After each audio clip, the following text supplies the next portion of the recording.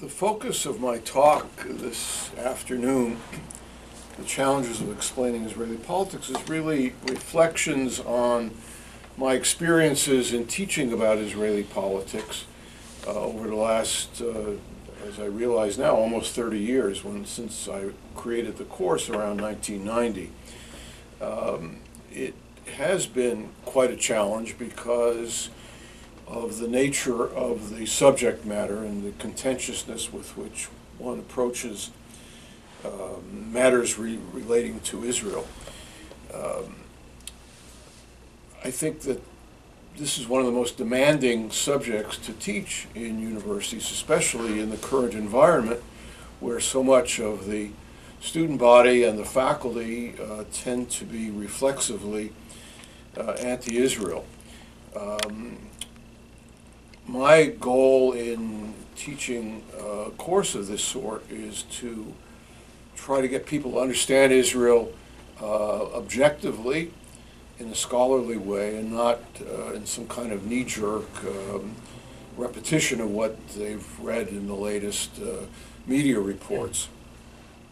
So what I want to do this afternoon is share with you some reflections on teaching Israeli politics and how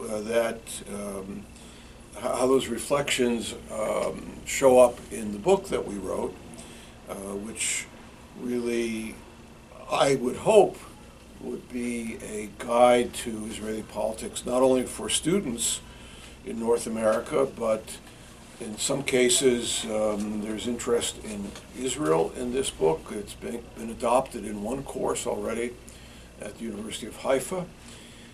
And I would argue that it ought to be of value to adult readers as well, general readers, because there's really a dearth of knowledge about Israeli politics. Our focus, both in my course and in the book, has been on domestic politics in Israel, not on Israel's relations with other states or Israel's conflict with Arab states or the Palestinians. It's about how Israeli politics operates.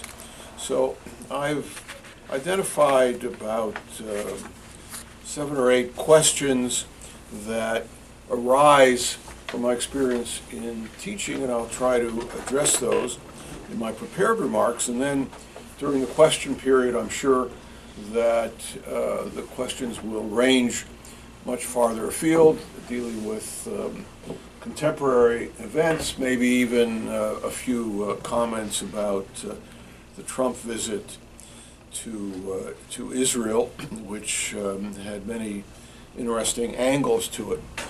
In any event, the first question that I'd like to address is, why is it important to provide background to contemporary politics? I have found that students who come into my course really know almost nothing about Israel prior to, at most, 1967, and probably not even that much. And if they know about 1967, all they know is that Israel conquered vast swaths of Arab land, and there is an issue about the resolution of that land acquisition. Furthermore, students do not learn much history in their high school preparation. It's particularly bad in Quebec, where almost all of the history is Quebec history, not even Canadian history in the broader sense. I mean, something about the fur traders maybe in the 18th century, but there's no world history that is mandated as part of the curriculum anymore, so you can't assume that students coming into even an upper level university course necessarily know anything about socialism, Russian Revolution, the wars of the 20th century, etc. So the first thing I've learned is that it's important to provide a background before we get into discussing contemporary politics. And that's why I devote almost a third of my course to pre-1948 developments. And one of the major parts of the book, the first part of the book, is dedicated to the same topics. So what I'm saying is that you can't really discuss what's going on in Israel today if you don't really know what happened for the last, it's well over 100 years now. We're talking about 120 years. And this was very evident during President Trump's visit to Israel. While I was watching TV, and now that the university's academic year is over, I had the luxury of watching as much of his visit as I could. I found that commentators on major networks often did not know what they were talking about, especially with respect to Jerusalem. So it accentuated the need for sound knowledge. And this is true both for internal politics within Israel and also for the Israeli-Palestinian conflict. So I try to teach some history, even though that leaves less time to cover contemporary politics. And the crucial things to know, of course, is, first of all, the history of Eretz Yisrael, Palestine, up to 1948, and the history of Zionism, going back to the founding of Zionism in the 1890s. And we have Herzl right up there, prominently displayed on the wall. Both external and internal issues in Israel today are related to those subjects, and so one has to cover the various forms of Zionist ideology, what went on at Zionist congresses, why the Zionist Congress in 1903 rejected the Uganda proposal, why the Balfour Declaration, which we're celebrating the centenary of this year, why it came about, what the Balfour Declaration means, why the Balfour Declaration refers to the national rights of the Jewish people, but only to the civic and religious rights of the other inhabitants of Palestine. These are all important things that one has to convey in order to understand the contemporary situation. And most importantly, that period of about 25 years of the mandate was one where very important political developments took place, particularly the divergence between Jewish society in the Yishuv in Palestine and the society of the Palestinian Arabs. They went in very different directions, so that in 1948, when the United Nations offered the Arabs and the Jews the opportunity to establish states in Palestine, the Jews were ready to establish a state. In fact, basically what they had to do was to wave a magic wand to the government in waiting and say, now you are the government of Israel. But there was no such government in waiting or anywhere near ready among the Palestinian Arabs, which is one of the main reasons why they were incapable of establishing the offered Palestinian Arab state in 1948. And the Jewish community in Palestine during the mandate period had some very interesting developments socially, economically, and politically, which paved the way for statehood in 1948. Second question that I have to confront frequently is what does Jewish mean? What does it mean to be Jewish in the context, of course, of a Jewish state?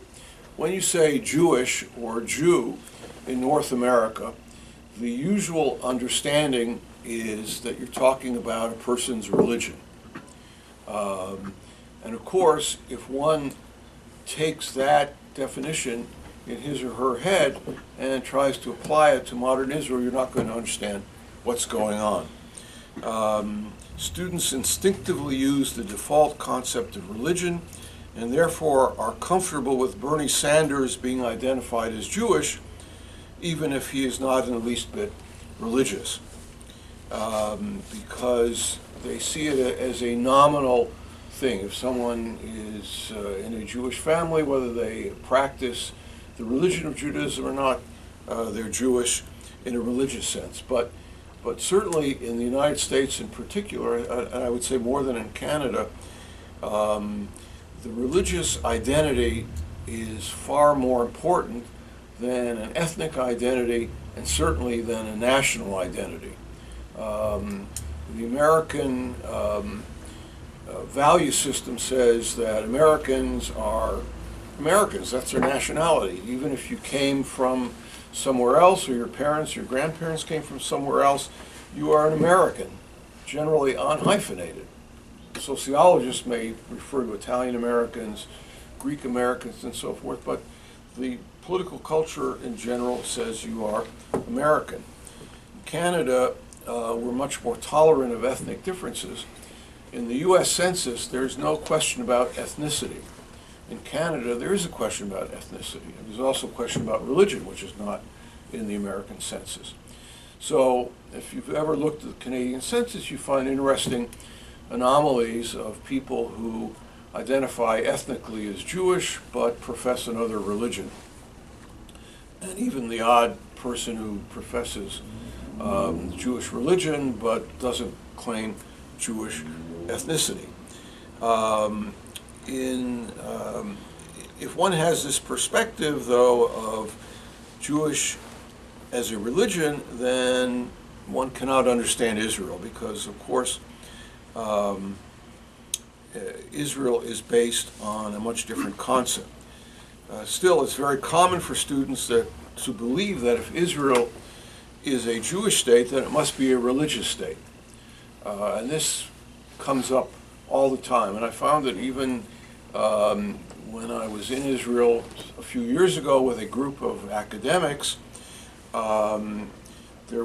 were sitting around a table having a discussion about issues, and this fellow from another university in the States, happened to be a Canadian actually, ringingly said, of course Israel does such and such a practice because it's a Jewish religious state. So it's not just students who are saying this, it's even professors will say that. So one has to go back in Jewish history well before Zionism to discuss the idea of peoplehood, the idea of Am Yisrael, the people of Israel, and what that meant before Zionism, what it meant in 1897, what it means today. The founding of Zionism by Herzl marked an important departure for all Jews, not just professing Zionists, because it succeeded in separating the idea of peoplehood from the idea of religion. If you go back pre-Zionism, there was no distinction. If one was part of the Jewish people, one professed a Jewish religion. What Zionism said was you can be an atheist and be part of the Jewish people. And of course, this created great tension within European Jewry around the turn of the 20th century, but it represented a revolution in Jewish life because it provided a different way of looking at Jewish national identity.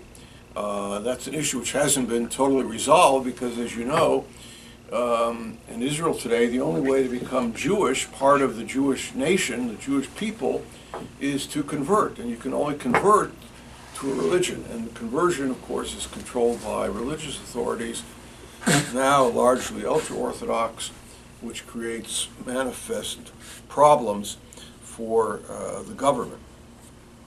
In any event, the idea is that Jews are a nation, a people, and it is that people that established and maintained the state of Israel, and the Jewish people, it remains defined, as I mentioned a moment ago, by the traditional criteria. And so students have to try to understand this different formulation, but they still ask, if Israel is not a religious state, why else would Shabbat be the day of rest for the state, which leads to all kinds of discussions.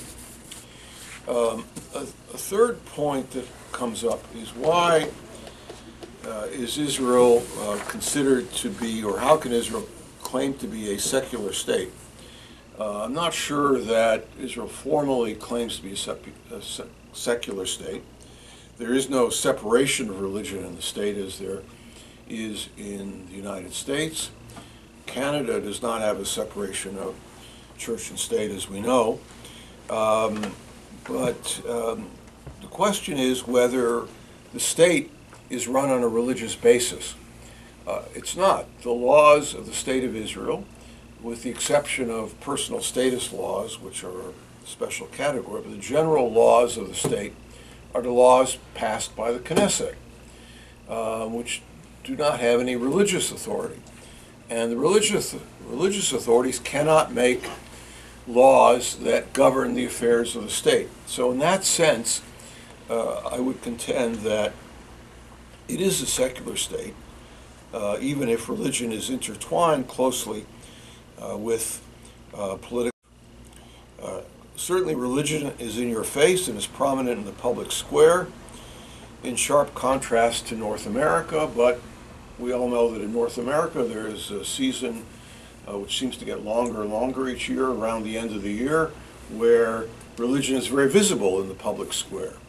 And in 1984, the U.S. Supreme Court made a decision that a Christmas display on City Hall property in a town in Rhode Island, which included a nativity scene, was not really a violation of the hallowed separation of church and state. So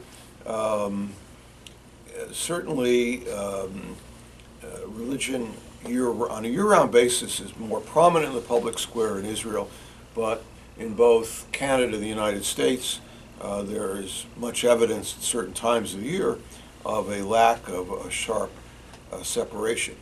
It's also useful to bear in mind the context that there are no secular states in the Middle East, despite the heroic efforts of the Kemalists in Turkey.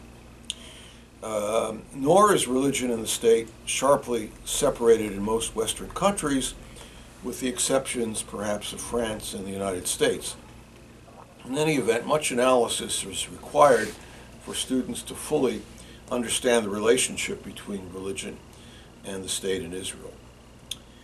Next question is whether Israel is a democracy. This is a favorite question that students like to pose. Can Israel be a democracy if Jews have priority over everybody else? And arising out of that question, why limit immigration to Jews? Now, it is possible to immigrate to Israel if you're not Jewish, but it's difficult. In some cases, marriages can give rise to giving residential status to non-Jews, and there are a few other circumstances where non-Jews can become legal residents, permanent residents in Israel. But by and large, immigration is focused on Jews who qualify under the law of return, which, as you know, is much broader than the halachic definition of Jewishness, and this gives rise to other questions once people have immigrated. In any event, confronting such questions requires the extensive exploration of the defining characteristics of a democracy, as well as comparisons to other democratic systems. Many students, even in political science, revert to simplistic definitions. But often these simplistic definitions are not well thought out. The most simplistic definition of democracy is one in which there is popular sovereignty, political equality, and majority rule. I don't think that simplistic version obtains in most countries that we consider to be democratic. I don't think it applies in Israel either.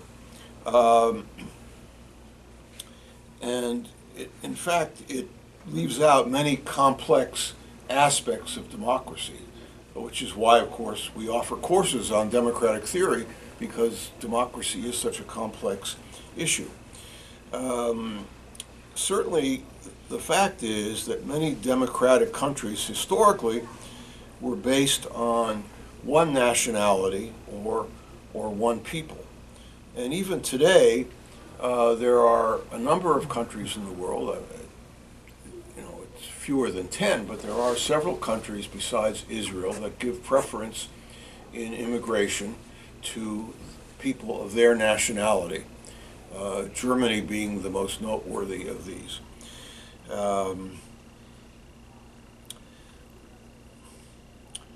And furthermore, there are different types of democracies. Democracy is not a one-size-fits-all concept.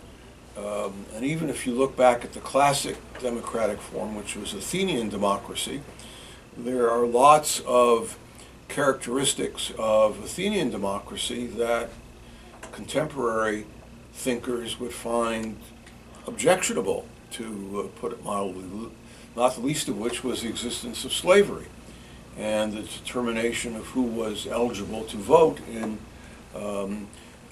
Athenian assemblies. So the varying types of democracies all have in common certain defining characteristics today, but can still vary substantially from a single norm. So one of the goals educationally is to try to get students to think about variations in democratic forms. Derivative of that, of course, are questions about Arab Israelis. Now, those questions are fairly easy to deal with because Arab Israelis are citizens, have the opportunity for full participation in political life, even if they do not take advantage of all the possibilities.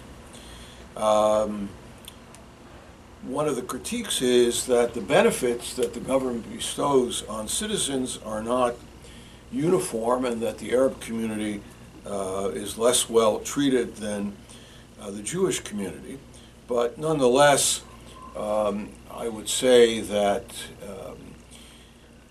what we call outputs in terms of policy, as policy decisions, reflect democratic processes. And in the Israeli government, those who are part of the government, which means the cabinet in Israeli terminology, get benefits. Those who are not represented in cabinet are less likely to get benefits. Over time, all of the Jewish parties have been in the cabinet. All of the major Jewish parties have been in the cabinet at one time or another. But none of the Arab parties have ever been in the cabinet. Individual Arabs have been cabinet ministers, but the Arab parties have not been in. And so they have not been in a position to exercise influence around the cabinet table to get benefits for their constituents. And I think that is a major explanation for the differences between the benefits that go to the Jewish parts of Israel and to the Arab parts of Israel. Does this diminish Israel as a democracy? I would say definitely not, but there are those who might differ with that. On the other hand, Arabs in the territories are in an anomalous situation. Most students would regard areas of A and B of the West Bank as occupied, and therefore Israel is ultimately responsible, even though the Palestinian Authority has self-rule in areas A and B, with the exception of security matters in Area B. But the students would regard these territories as occupied, therefore subject to Israeli law, which is inaccurate, even if they don't understand the significance of A, B, and C. And they would surely see Area C as occupied, and probably illegally at that. There are even some who would still regard Gaza as occupied, and one hears that from time to time.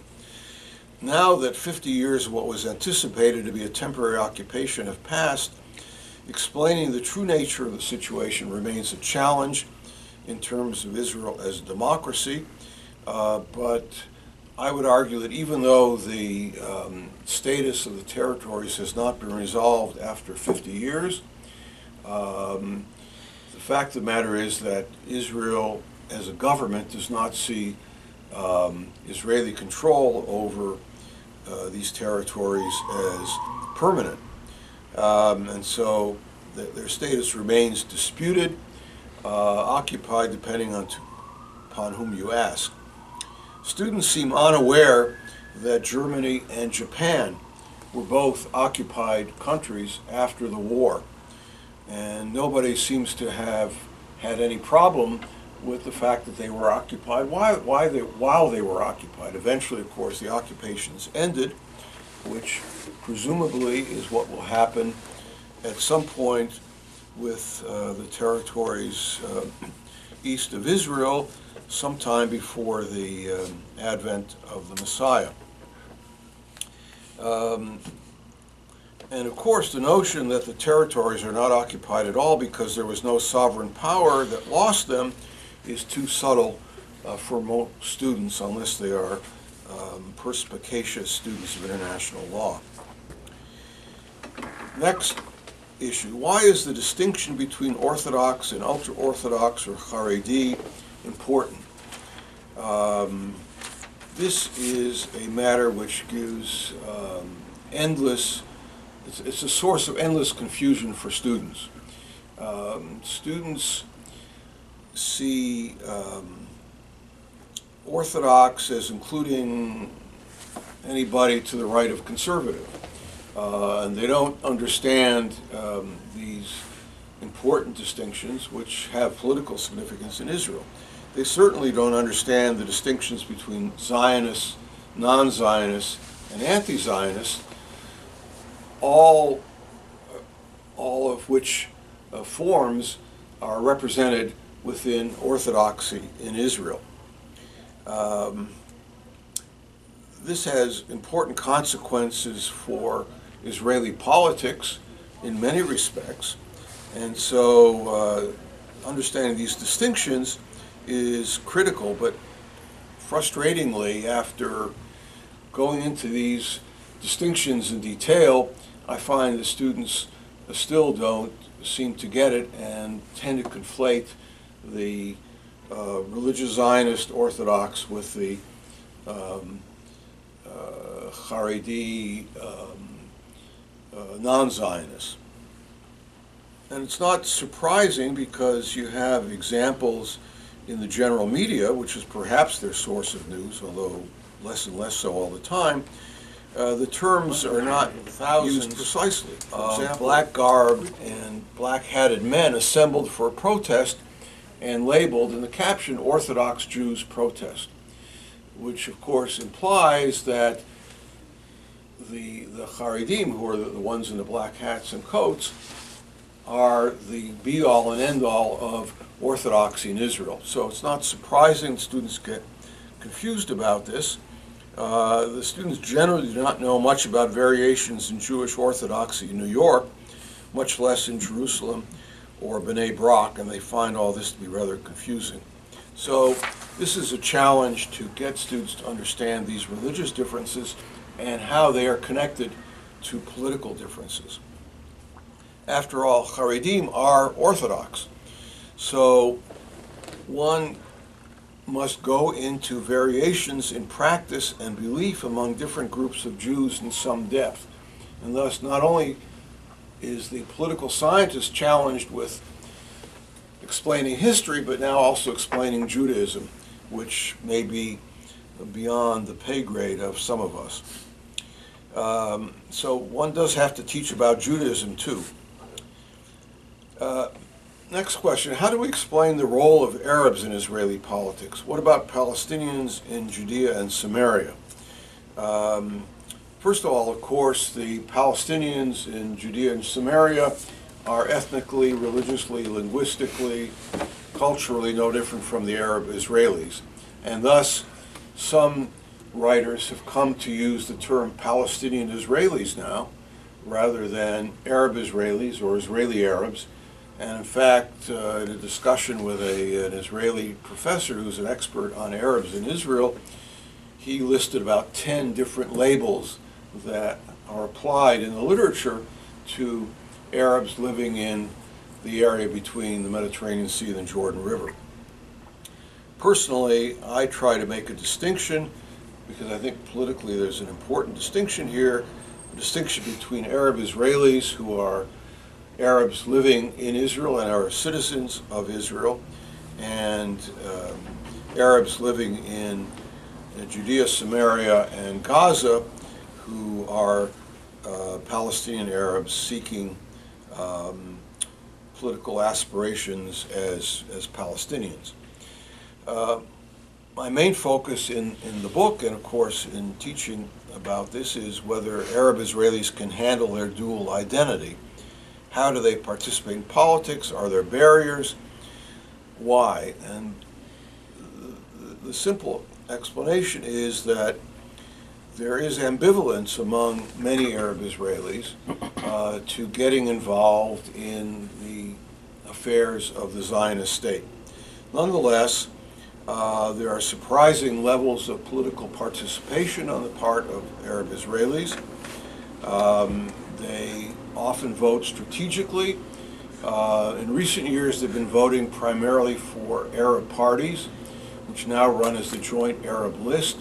But for a long time, Arab voters voted for, in some significant numbers, for Zionist parties, which or Arab lists that were affiliated with Zionist parties. So there were strategic choices made. Do you want to cast your vote for somebody who in some way will represent your interests around the cabinet table, or do you want to vote for people who are going to be in the opposition no matter what happens?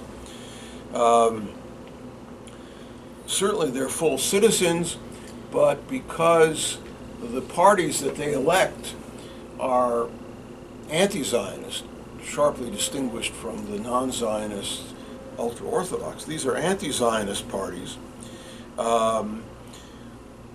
No Israeli government wants to invite them around the cabinet table. And I would argue that the people who have gotten into leadership positions in the Arab community in Israel are more radical than the population in general. And so the parties that get elected are not doing an effective job of representing their constituents. And that is one of the key problems about Arab Israelis, which is one of the barriers to their fuller participation in Israeli politics. But undoubtedly they are full citizens, even though they have suffered from discrimination in various circumstances, but I don't believe that the discrimination makes their situation hopeless, and indeed I think that there are hopeful signs among Arab Israelis.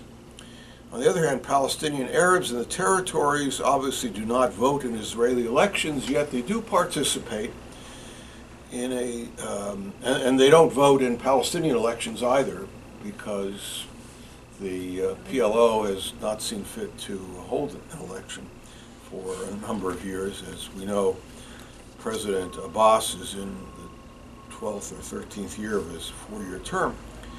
But the Palestinian Arabs in the territories do have access to the Israeli government through the High Court of Justice. They can petition the High Court of Justice if they feel that the government has done something which has wronged them, and they have often been successful in cases in the High Court of Justice. An example would be the root of the security barrier, which Prime Minister Sharon started over 10 years ago. There were a number of cases where Palestinian Arabs in the territories argued that the root of the security barrier prejudiced their interests in serious ways. They went to the High Court of Justice. They prevailed there, and the court ordered the army to reroute the security fence in order to accommodate their needs. That's just one example, but it's illustrative of the way that even Palestinian Arabs in the territories, who are clearly not citizens of Israel, have access to the Israeli political system and can get some results there. Two more questions that I want to address briefly. One is the question that some ask, especially in this era of BDS, is whether Israel is a legitimate state. And I would contend that an underlying theme of the BDS movement is that Israel is not a legitimate state. Some students will pose this question, either directly or indirectly. Such a question is based on the idea that the creation of the state in 1948 was based on stealing Palestinian land, which is demonstrably untrue, which is why one has to understand the history of that period. There are a multitude of ways to dispose of this question, none of which is likely to persuade the questioner, but my approach is, in teaching this course and in writing the book, is to say to skeptics, the course is not about a discussion of whether Israel should be or should not be, or should be abolished now. Israel is one of nearly 200 states in the world. It is recognized by the vast majority of the other states in the world. It's a member of the United Nations. Its legitimacy is well established and has been since 1948, and this is not something to be discussed. We don't discuss it in the book, and I don't discuss it in my class. Final question, which comes up all the time: can Israel simultaneously be a Jewish and democratic state? One answer in a classic Jewish approach is to answer the question with another question: can France simultaneously be a French and democratic state? I think the answer to that is demonstrably yes, and I would say the answer to the question about Israel is demonstrably yes as well. The idea of the nation state, nation being another term for people, goes back a long time in history, and it's an entirely legitimate concept. Many states in the world are nation states. We live in North America in states that were built on the idea of absorbing immigrants from a lot of different backgrounds. But the state system as established in Europe hundreds of years ago was based on the idea of a people having a state for its self-determination. And that's what Israel has done. So I don't think there's an inherent conflict or tension between Israel being a Jewish and democratic state. I don't think these values are in conflict, but the debate over the proposed basic law, which has been revived in recent weeks about declaring Israel to be the state of the Jewish, national state of the Jewish people, brings up this issue frequently, and we try to deal with it in the last chapter of our book. It is true that in Israel one communal identification is elevated over another, but that is not necessarily undemocratic, as those of us living in Quebec are very much aware. Is the tension between Jews and Arabs within Israel resolvable? I would answer emphatically yes, but with a caveat: not until the Palestinian issue is resolved. In other words, I think that if at some point there is a resolution of the Israel-Palestinian issue, there is a peace treaty, there are clearly demarcated borders, and all claims are resolved, and the two national groups resolve to live in peace and actually do live in peace with each other, then I think that the issue of the minority in Israel becomes much more manageable. So in conclusion, I think that Israel is a fascinating subject for analysis. Lots of aspects of Israeli politics have relationships to what goes on in other countries. One ought not to simply consider Israel in isolation, and one should not accept the view that Israel is so complicated and so different from all other states that it can't be looked at in comparison with the other states. Part of what we try to do is to facilitate comparison between what we call political systems. I think the Israeli political system has unique features, but by and large, it has more commonalities than unique dimensions, and therefore, I think that it fruitfully can be studied, and I urge everyone to take a serious interest in Israeli politics and try to understand Israel on this basis.